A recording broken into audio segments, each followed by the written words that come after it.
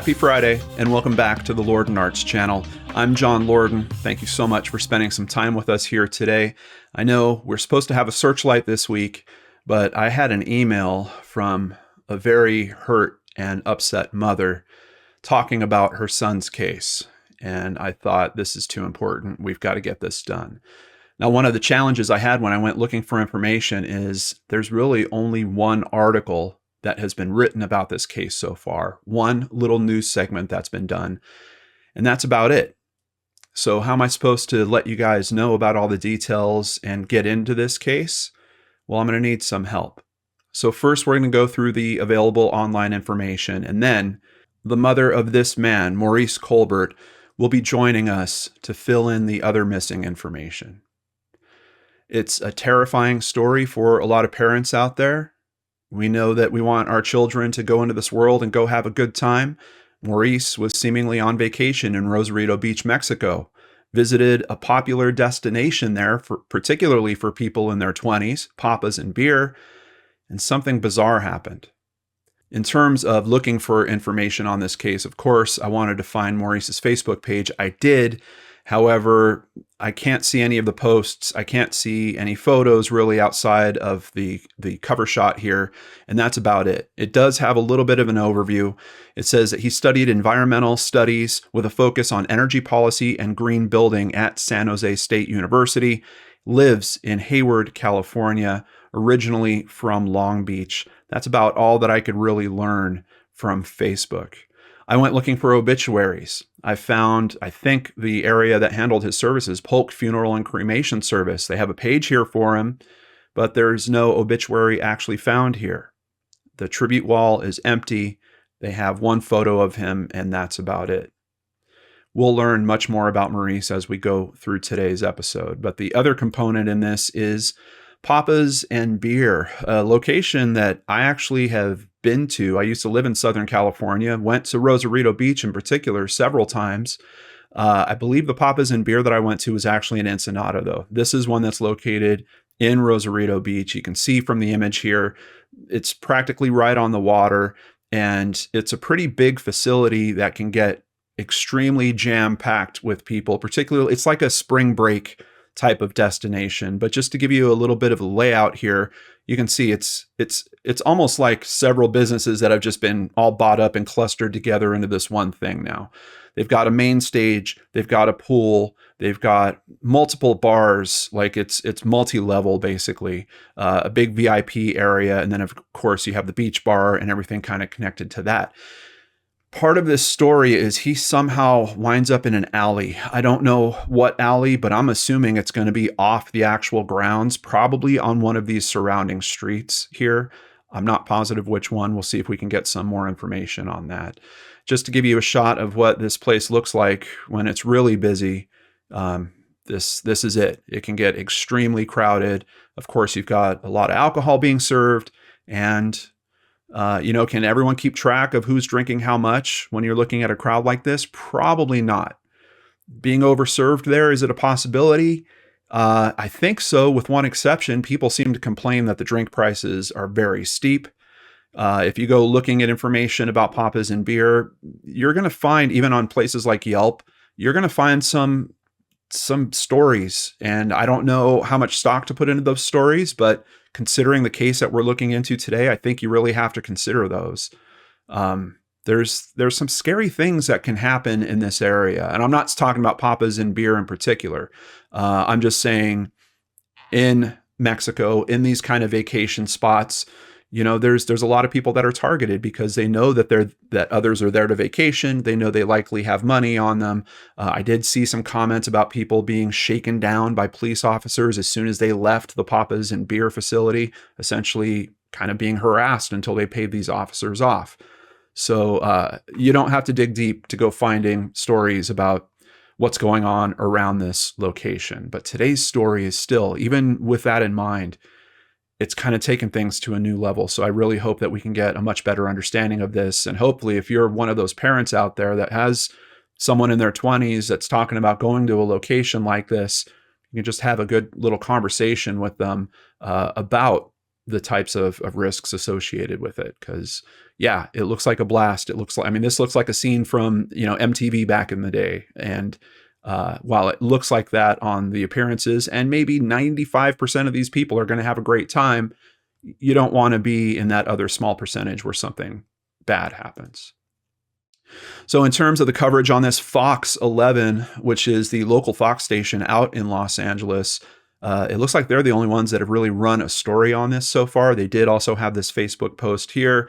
And also in the conversation thread on this post, you're going to see some stories and more stories about what can happen around this area. I'm really not trying to pin Papa's and Beer too much because it's not just about that location, but this is the location, obviously, for today's story. Rest in peace, Maurice Colburt. 29-year-old Long Beach man dies unexpectedly on weekend trip with friends in Rosarito, Mexico.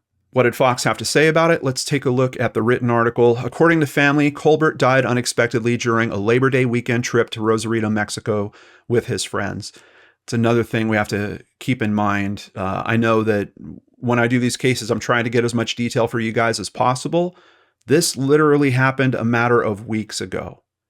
And his mother is coming on to speak about this. This is how motivated she is. That being said, with it only being a few weeks, I don't know how much detail we can really expect to get, but we're going to do our best.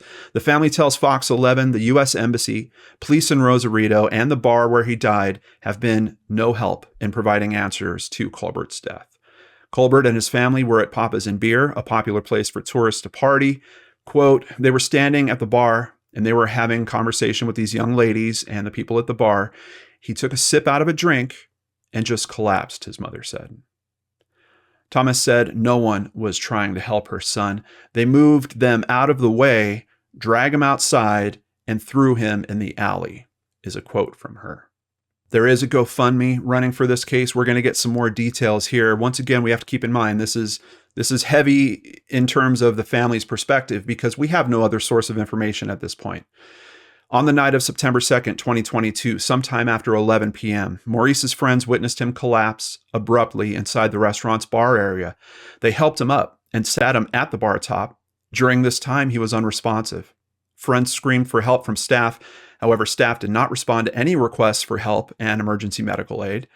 After some time, the staff of Papa's and Beer inhumanely and callously removed Maurice from the premises and harshly placed him in the street alley adjacent to the restaurant.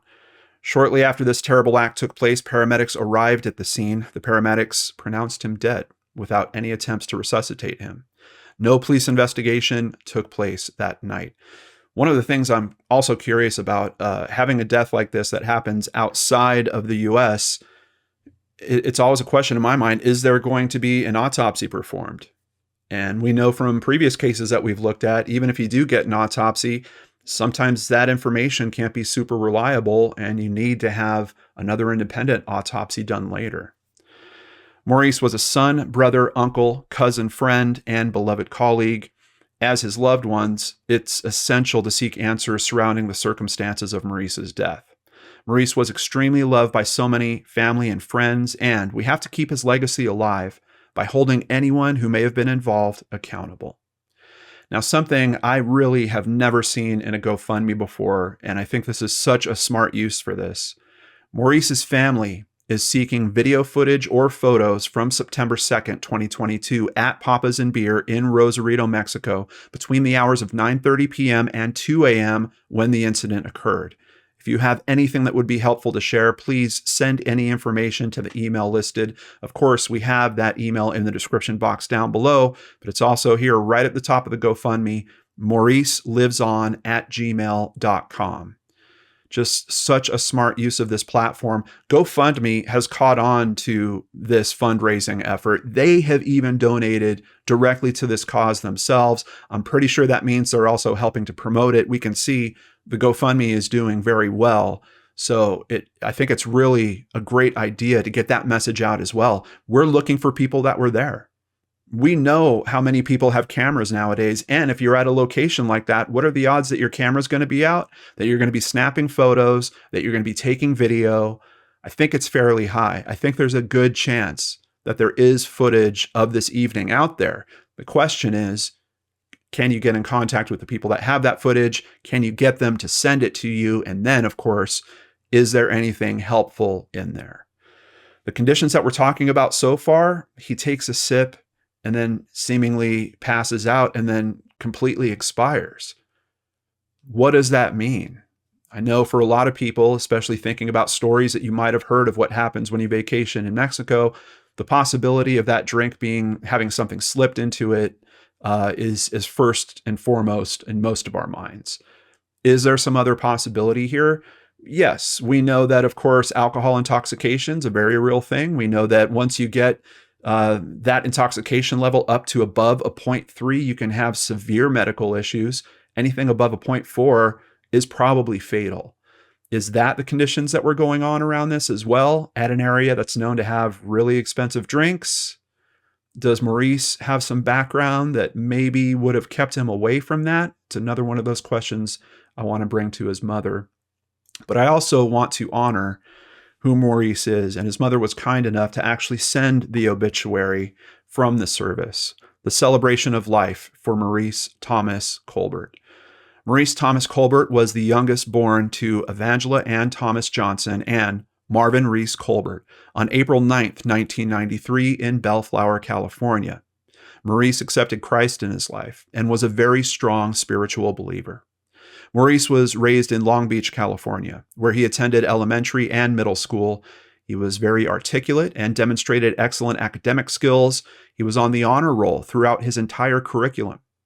Maurice was an active Boys and Girls Club member in Long Beach, where he was involved in several sporting activities and volunteered in the leadership role, giving back to the children in this community. His numerous trophies, accolades, and awards were admired by his peers. He attended Lakewood High School for a short period of time and transferred to Long Beach Polytechnic High School, where he graduated in 2011. After graduation, Maurice attended San Jose State University and obtained a Bachelor's of Art in Environmental Studies with an emphasis in energy policy and green building degree. Maurice went on to pursue his passion and became a proud employee of the San Jose Water Company, where he was promoted numerous times within his employment. He was a devoted member of the Brothers of Iota Phi Theta Fraternity, Delta Chi chapter. He is the ace of his line and crossed in the spring of 2012. Maurice was full of life and laughter. He was an extraordinary young man, a very compassionate, giving, and understanding person that loved and adored Latasha Taylor, his life partner, his parents, siblings, family, fraternity brothers, and friends. Maurice's greatest joy was listening to music and enjoying quality time with his family and his life partner. He was a person everyone would share their most important life experiences with, and he would encourage them and provide positive, uplifting support while being a source of reason and peace to everyone. There is no doubt of Maurice's love he had for everyone. That love was reciprocated by all. The goodness of God allowed us to enjoy the life of Maurice for 29 years, but in his sovereignty, God called him home on September 3rd, 2022. I think it's time that we meet Maurice's mother. Joining us now is Evangela Thomas, and I can tell you, just from a little bit of talking to her, seeing the previous interviews that she's done, and knowing how close this is, you guys are looking at a very strong and loving woman. Evangela, thank you so much for being here. Thanks for having me and sharing my story. Of course, of course. And of course, we want to get more detail and come to understand this more. Once again, we're going to talk about the fact that there is this address, mauriceliveson@gmail.com.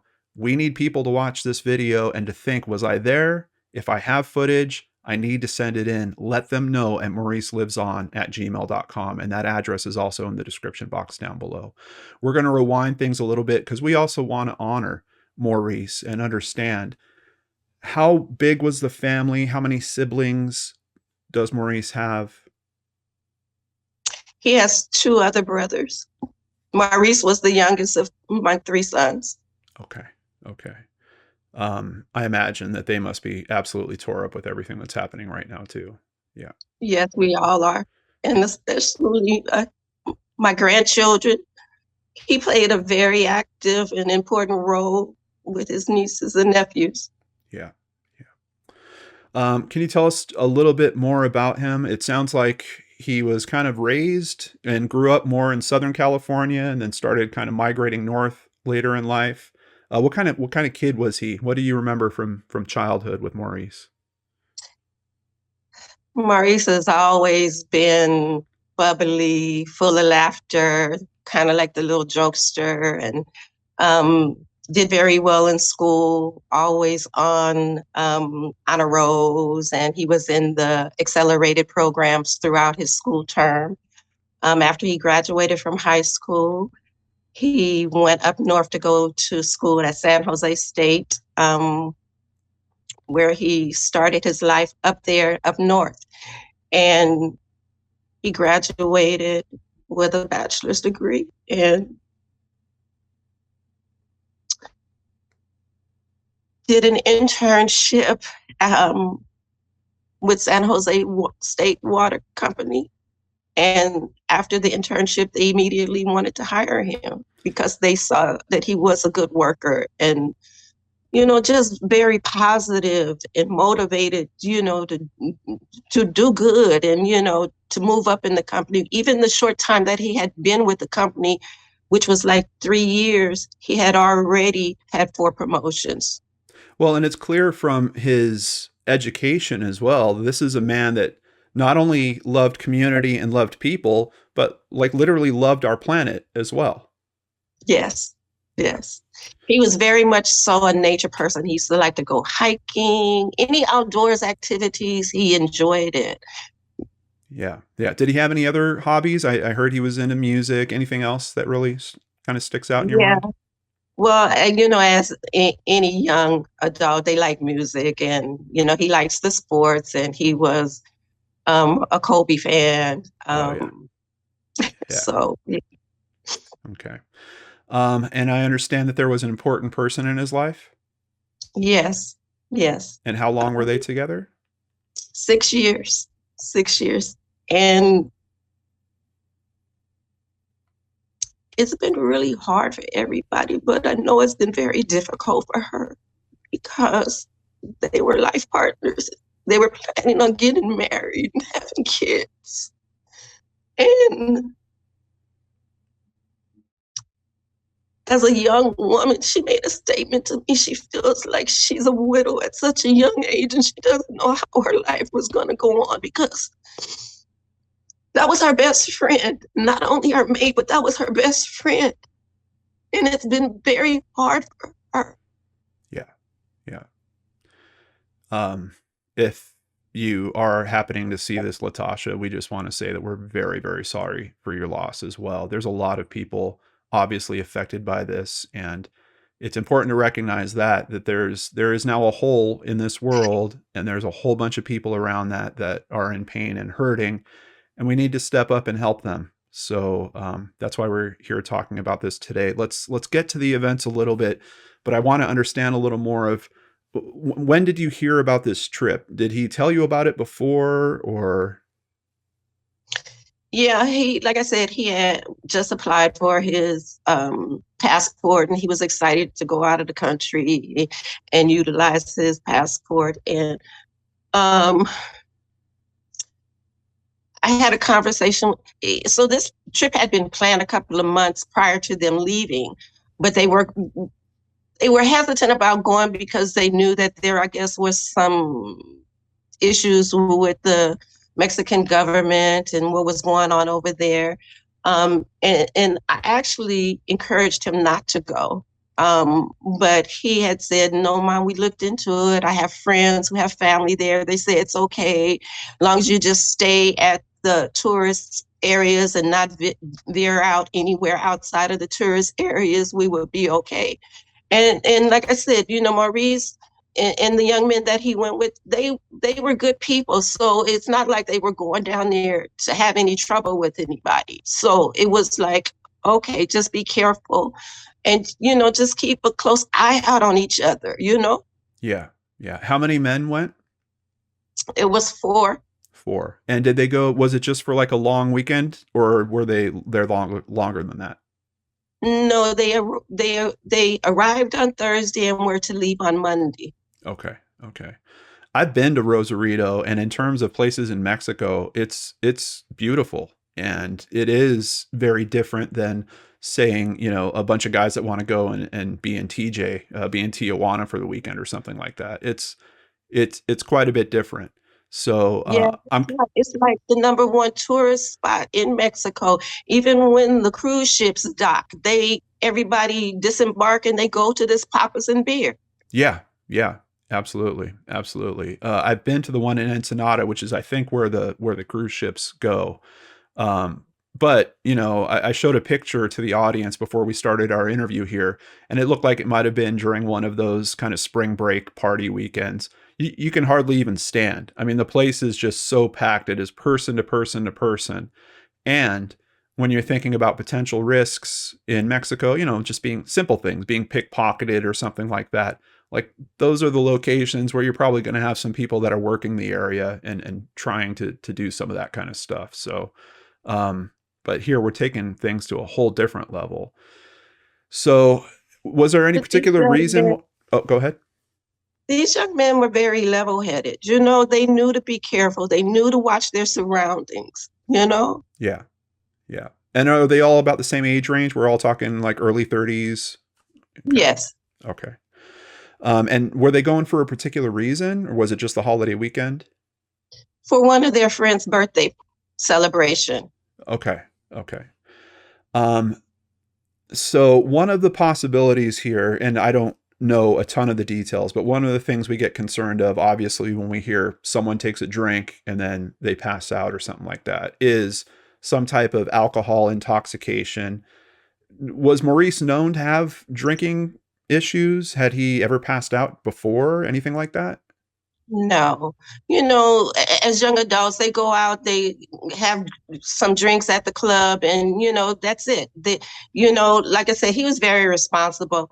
And out of all the boys there, they were the ones who came to us and said, no, Maurice wouldn't have never taken anything, no illegal substance, been buying anything from anybody or doing anything, taking any illegal drugs or anything, because he's the one that had told them, no, you're doing too much, as far as, if they were drinking, just he was the more level-headed one, always trying to keep everybody safe and on track. I ran into some information. I'm not sure it was the right profile. I think it was, but I saw a LinkedIn profile. Did Maurice work as a bartender at one point? Yes, he did. At the comedy club up north, he did. Yeah. So you would think this is someone that is, first of all, very aware of over serving because he worked in that role before. Kind of surprising to me that, I mean, because when you're talking alcohol intoxication that becomes life threatening, you got to be like above 0.3. And that is a lot. Not to mention, from the reviews I'm seeing about Papas and beer, that place isn't cheap. The drinks are being noted as being very, very expensive. So the mix of all this and trying to understand is really, really tough. Does not appear to be a simple alcohol intoxication type situation. Did the friends notice anything? Was there anything that stuck out to them about what had happened around his drink, or did they even recall how many drinks he had? No, they didn't mention anything to that. Okay. What did they tell you about the time leading up to him passing out? So the one friend was standing with him at the bar, and they were conversating, like I said, with some young ladies and some other people. And then Maurice took a sip of his drink and he collapsed. And he started trying to get assistance from the staff and the people that were around. And he said that they came and they grabbed Maurice, they put him up to in a chair, and he was still like unconscious or not responding, and they just drug him outside and dumped him in an alley like a piece of trash. And my, my son's friends were screaming and asking people to help, and nobody was helping or trying to do anything to help them. And they don't speak Spanish, and it's like no one was doing anything to help him. Did your friends Did his friends have cell phones? Do we know if any of them tried to call emergency services or? Yeah, they did. Okay. And how long Yeah, does they it did. take for them to show up? I was provided with some information that the first call was received at 11:19, and then they arrived on the scene at 11:22, 2 to 3 minutes later, and they did nothing to resuscitate my son. They did nothing to try and give him any medical help. They just told him, "Oh, he's gone, he's dead," and Three they took minutes him. later, they arrive 3 minutes after the call comes in, and he's already completely expired. They can't do anything to try to resuscitate him. They didn't do anything. They didn't do anything. Is that coming from the reports that you've seen or the accounts of the friends? The accounts of the friends, and we received a police report from the Mexican authorities. And those are the times I went through this report detail by detail to look at all these times to see the inconsistencies. There's so many inconsistencies of what they've been telling us. Yeah. Yeah. Especially when you have hundreds of people in this establishment. And it's between 10:30 and 11 o'clock. And there's no witnesses. You have no witnesses reports. They have no statements from the employees, no statements from the bar management itself, no witnesses report. And then they stated that when they arrived on scene, which they documented after 1 o'clock, that there was nobody around Maurice's body laying in the alley. So they're going to ask questions hours later, and they're going to the location where his body was left out in this alley, looking for people to talk to about what happened there. It doesn't seem like a very strong investigation. This is what they're reporting to us. This is what they're reporting to us. And it doesn't make any sense. Yeah. It doesn't make any sense. No, it really doesn't. Okay, so we have a 29-year-old that seemingly takes a drink, dies from it. Do they do an autopsy in Mexico? What happens around that? Yeah. They did an autopsy. However, we had a private autopsy done once we received Maurice back home. Okay. And the autopsy findings from Mexico are inconsistent with the preliminary autopsy reports here from the United States. Okay. And they're doing further investigation based upon the inconsistencies.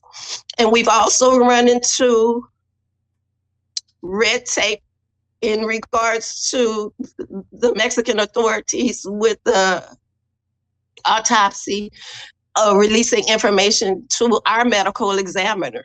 Yeah. So they're not being very forthcoming. Unfortunately, I've heard this type of story before. You guys might remember from 2018, we covered the case of Colin Madsen, and his mother Dana is going through basically the same type of situation as you. Colin, unfortunately, died in Russia, and all the red tape and situations are very, very similar to what I'm hearing here. Of course, I am going to try to get Dana in touch with Evangela and see if just the experience that Dana has had could be helpful in some way.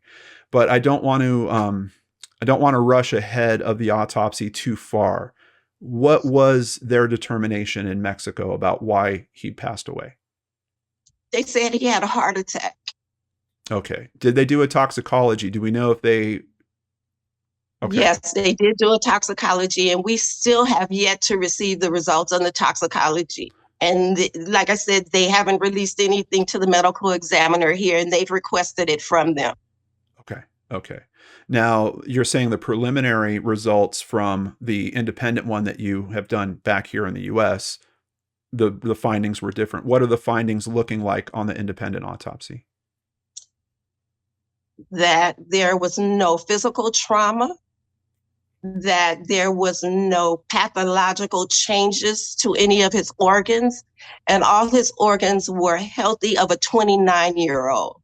Right. Which a 29-year-old having a heart attack doesn't sound quite right, unless you're going to say that there was something in the toxicology that promoted it in some way.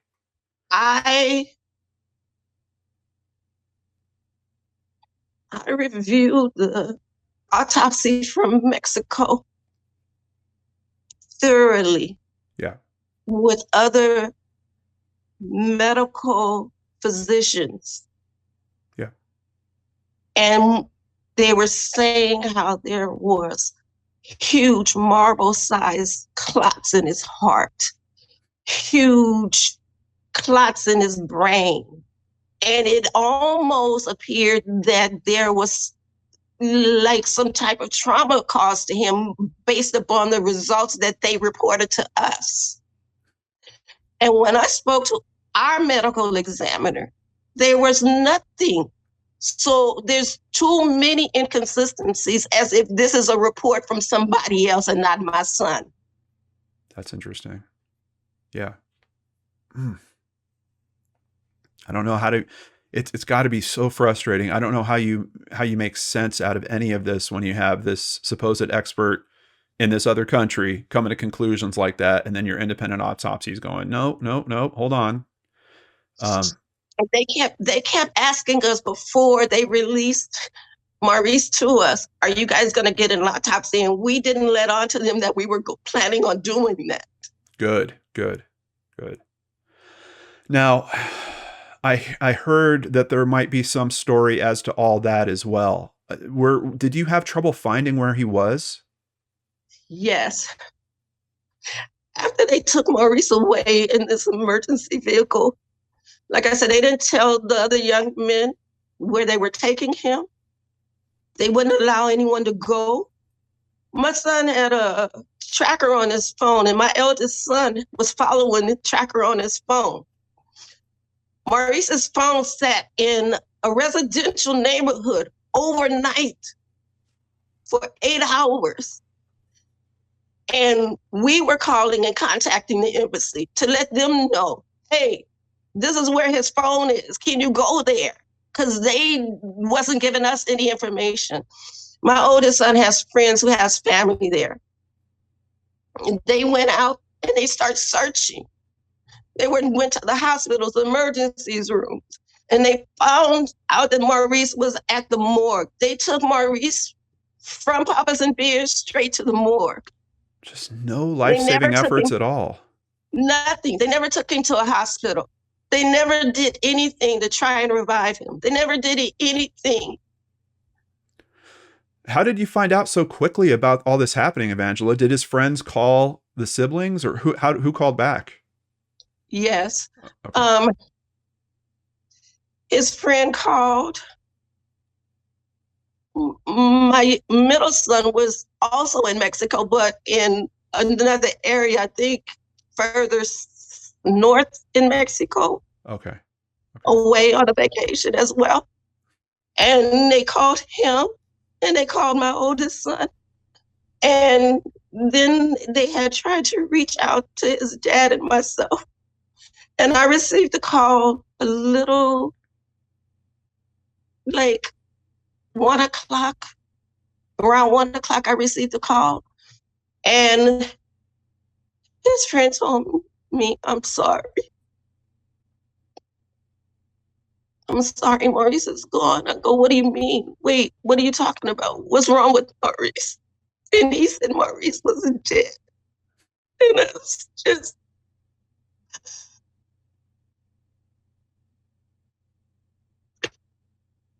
I just dropped the phone and screamed, no, because not my baby. Not my baby. How could this happen to you? And then I wasn't able to reach back out, but excuse me, I'm so sorry. No, you have nothing to apologize for. I tried to reach back out to find out what was really going on. Yeah. And when I talked to my oldest son, he was like, we trying to find out where he is. You know, we don't know if he's dead or alive. We're just trying to find out where he is. But when they found out, we reported it to the embassy. The embassy didn't notify us. And when they told us that to be hopeful, he's probably at a hospital and is okay, because the Mexican government is supposed to notify the United States immediately if there's a death of an American citizen, and they didn't do that. In the police report, it said that they didn't notify the embassy until 10 o'clock the next morning, but they left it on an answering machine. They didn't speak to anybody directly.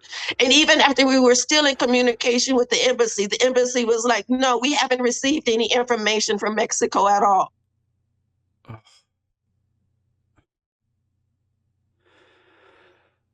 So what happens from here? How do you get him back in the country? What's the process for all that? So we went down there. Maurice's father and I went down there on Saturday to identify Maurice. We were taken to the morgue. They wouldn't allow us to see his body. They showed us a picture of his face only. Ugh.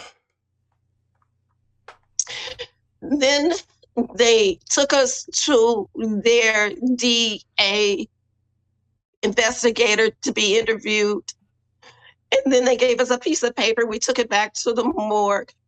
They still wouldn't allow us to see his body. They then finally said, oh, okay, we can release him to you. They put us in this room. They opened up a curtain, and my son was laying there, just laying there. Only his face could be seen. And after, we had to hire a mortuary there to come and pick up his body. Okay.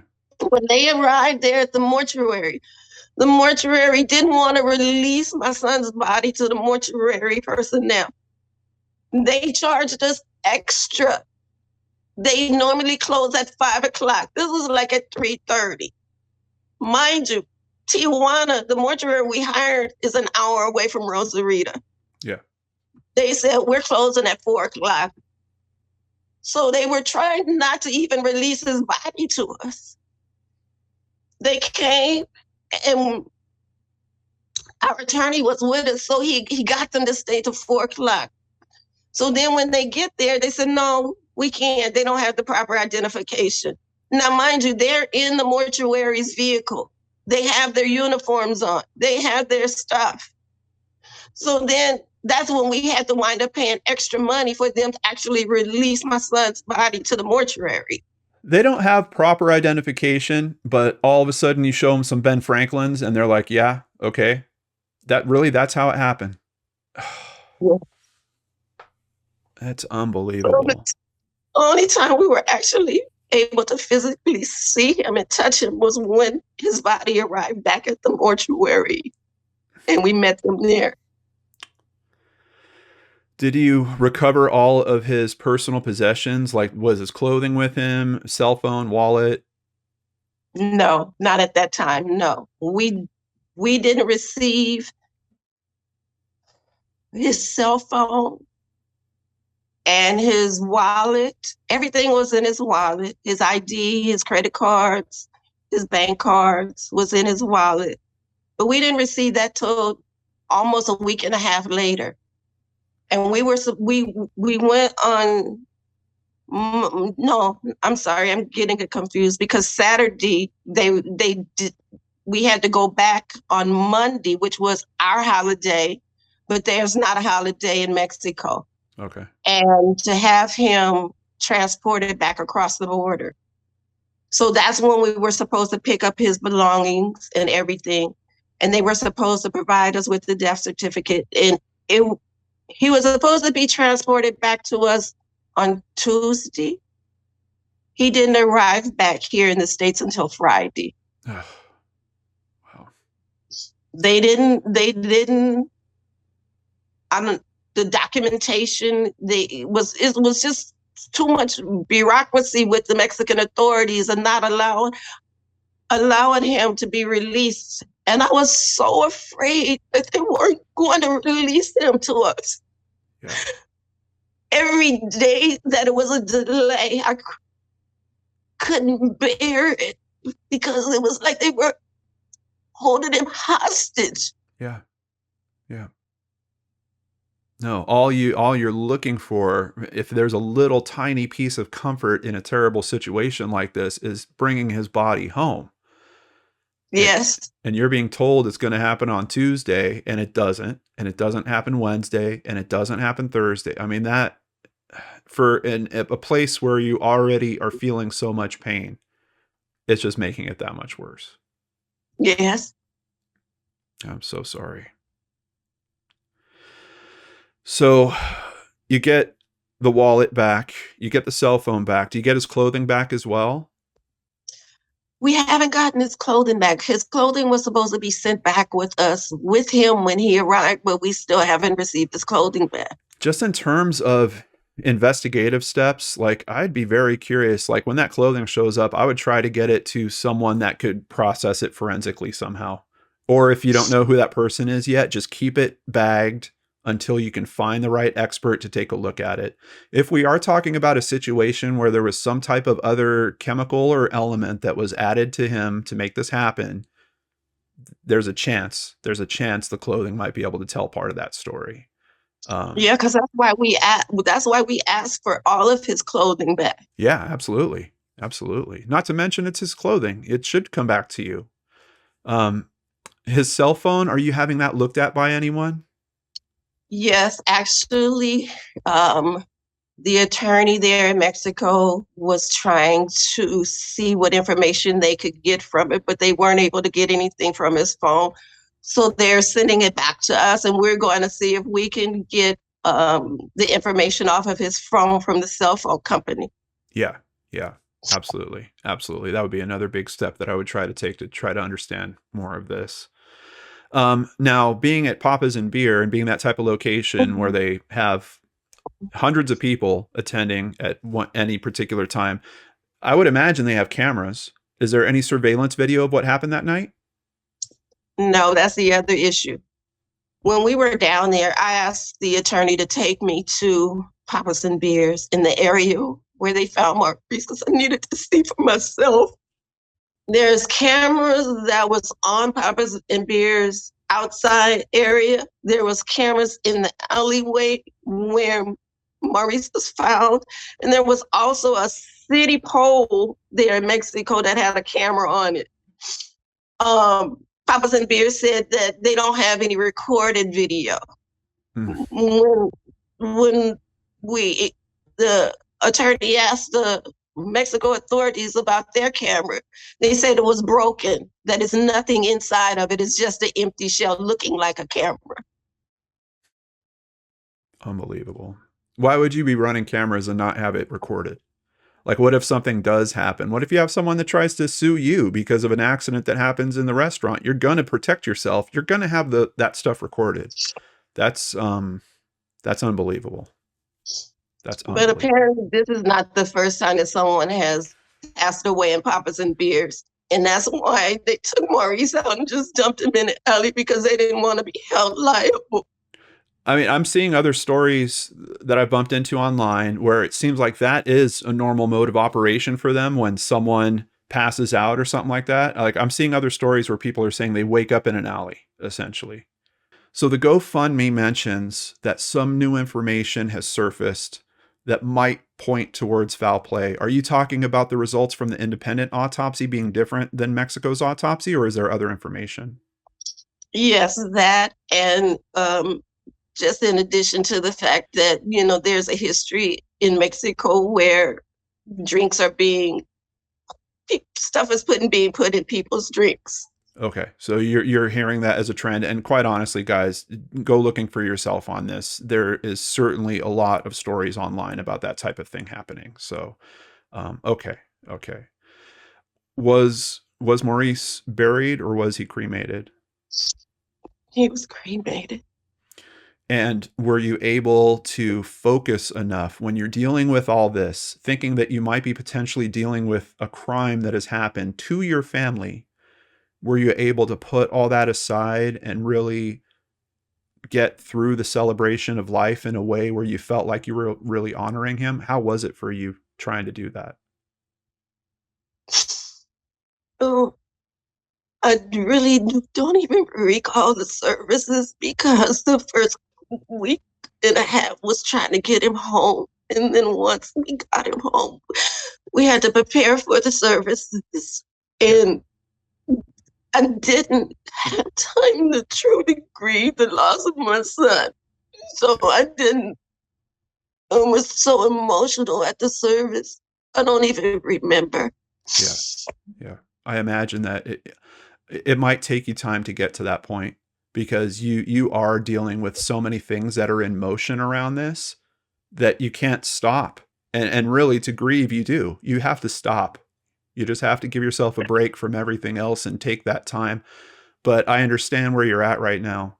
Your focus and your energy is in terms of trying to understand this better and to get the answers that you guys need so you can get to that point where you can take a moment and just breathe and sit down someplace quiet with Maurice in whatever way that is and just appreciate the parts of his life that brought so much light to you.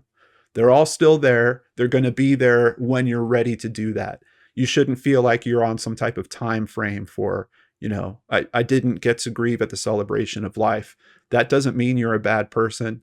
That doesn't mean that you don't love and appreciate your son. That means mama's got some work to do right now, and she's going to make sure that that work's getting done before she slows down to do that stuff proper. So please don't beat yourself up about that, okay? Yes. He knows. He knows all that you're doing. So what are the next steps for you in terms of investigating this, trying to understand this? First of all, I'm so thankful that you have the attorney in Mexico. If they happen to be watching this, thank you so much for helping this family. Who else is part of your team, and what's the next steps? The next steps is to get the information off of Maurice's phone and to get the toxicology reports from Mexico so that our examiner here can go through the specimens as well, and to finalize the autopsy report here. Also, we're still trying to reach out to the public to come forward with any information, any pictures, any videos, any witness statements. We just want people to come forward so this doesn't happen to anybody else's loved one. Yeah. And I'm just begging and pleading to people, please, if you have any information or know anything or know anyone that was there, just have them reach out to us and give us the information. Yeah. The email address is mauriceliveson@gmail.com. It's going to be in the description box down below. And I'll tell you, outside of investigating this, it's worth that time and effort, because do you know how special it would be for this mother just to see a picture that she has never seen of Maurice before?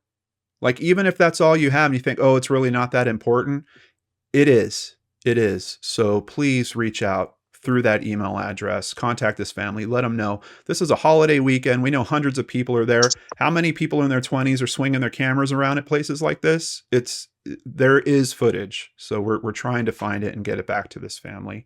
And maybe you do have something that could be helpful in terms of the investigation as well. The GoFundMe is doing very well. I think it's kind of awesome that the company GoFundMe also made a donation to it.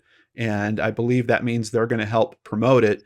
But despite how successful that looks, I know the types of expenses that you're looking at. You've got an attorney in Mexico. You've got all this international relations stuff you're going to go through on top of all the extra fees, which I still can't believe that you've had to pay, and other things that are going to go on around this case.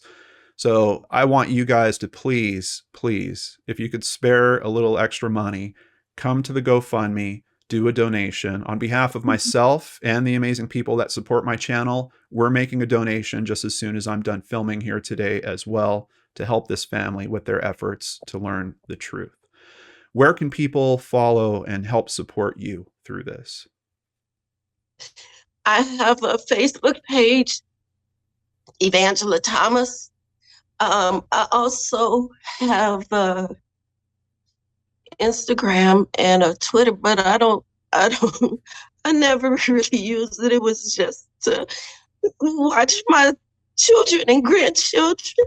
Yeah. So I don't even have my ID names, but It's okay. Evangela told me she's not super great with technology, but I think the Facebook page, she seems to be knowing how to get around that. So I'll have a link to her Facebook page. She's actually got two of them. I'm going to have those in the description box down below. She also tells me there's actually another Facebook page for Maurice that somehow I couldn't find. I went looking for it and I still couldn't find it, but she's going to send me the link and I'm going to add that in the description box down below. You're doing posts through that page as well, right? yes, I am. Yes, Okay. I am. Okay, so those are the places where you can follow, show your support for everything that she is going through. And once again, one of the things I just really, yes, Zoom is an amazing technology, but unfortunately they haven't figured out the hug through Zoom yet. I just wish I was there to give you a big hug and Thank you. tell you how much we appreciate you and your strength through all this. For you to be able to share this with us today is so special, and it's just another testament to how much you love your son. And we really appreciate it.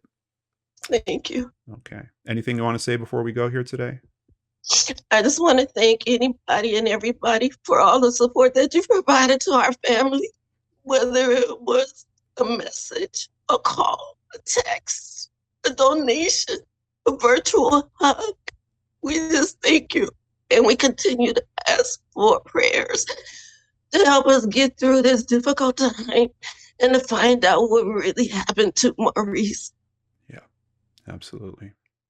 You take care, Evangela, and you know that I'm part of your team now too. If there's anything that you ever need, please feel free to let me know. Thank you so much. Can you believe the strength of that woman? We spoke for quite a bit after the interview. I told her, I mean, if I had lost someone that close to me, I'd be a puddle curled up in a bed right now. She is getting to work so that her family can find the answers that they need. Some things just inspire me in ways that you would never expect. And please, guys, take a moment, show Evangela that you guys support her. Follow her on Facebook, maybe send her a little message to help brighten her day and keep her going. I spoke to her for a bit that unfortunately this isn't a sprint that she's in. This is a marathon. It's about getting in the right tempo and just keep chipping away at trying to find the truth in this case. And I do believe that it'll come, especially when you got someone like that is driving for it. I don't know about you guys, but I'm amazed by that woman. Thank you guys so much for being part of this. Please share this episode. We need more eyes and ears open on this case. Someone might have footage out there. Someone might have more information that can come into play. There might be someone that witnessed something out there. We don't know. We got to get this video in front of their eyes so they can see it. So please share this with your friends and family.